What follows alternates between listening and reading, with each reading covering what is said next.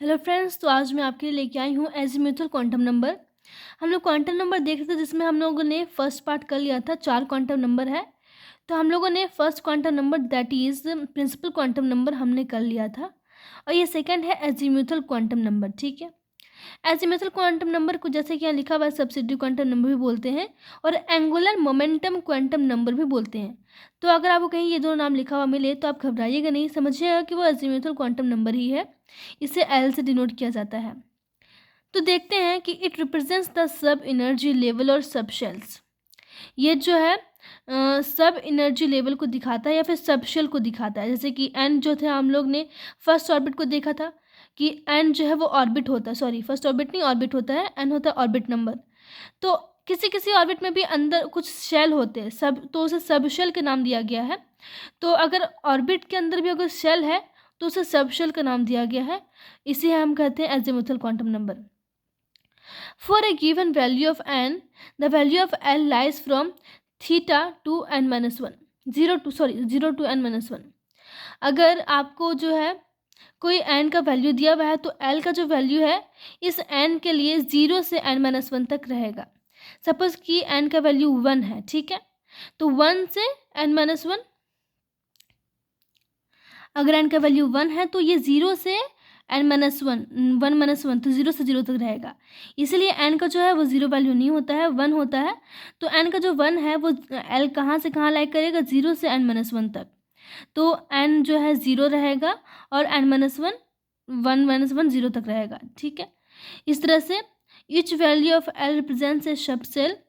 Hence we can say that for a given shell the number of subshells possible is equal to n।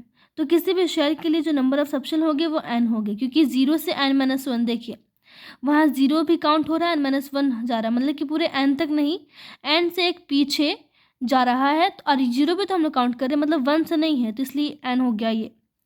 तो L का value 0, 1, 2 से लेके n minus 1 तक रहेगा। तो ये n वैल्यूज़ हो गए टोटल, क्योंकि यहाँ यह 1 से शुरू नहीं है।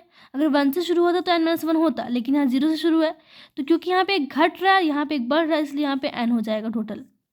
अगर L का वैल्यू 0 है तो सबशेल जो होगा S होगा।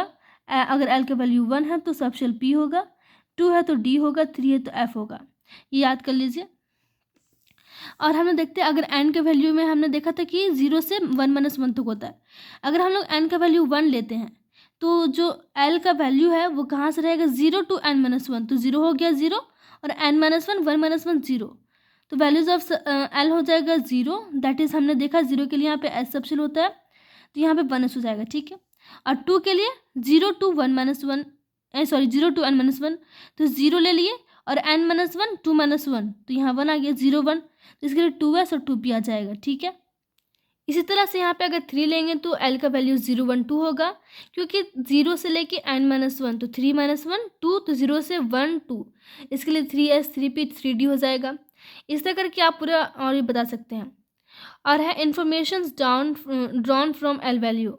L वैल्यू के लिए कुछ कुछ इन्फॉर्मेशन है जो यहाँ दिए हुए गए हैं। In a given shell the energy of its various subshell should given in accordance to n plus L rule. जो जैसे कि हमने n ऑर्बिट का जो एनर्जी था वो हमने देखा। अब L वैल्यू जो है इसका जो है सबशेल का एनर्जी हम कैसे डिसाइड करेंगे, तो in accordings to n plus L rule, हम n प्लस एल रूल के अकॉर्डिंग हम इसका एनर्जी को डिफाइन कर सकते हैं। तो जितना ज़्यादा n प्लस एल होगा उतना ज़्यादा ही एनर्जी होगा, n plus L of subshell जितना ज़्यादा होगा उतना ही एनर्जी होगा। एग्जाम्पल के लिए अगर 2 है तो 2 प्लस 1, 2 के लिए जो है यहाँ पर 2s और 2p में हमें एनर्जी डिसाइड करनी है।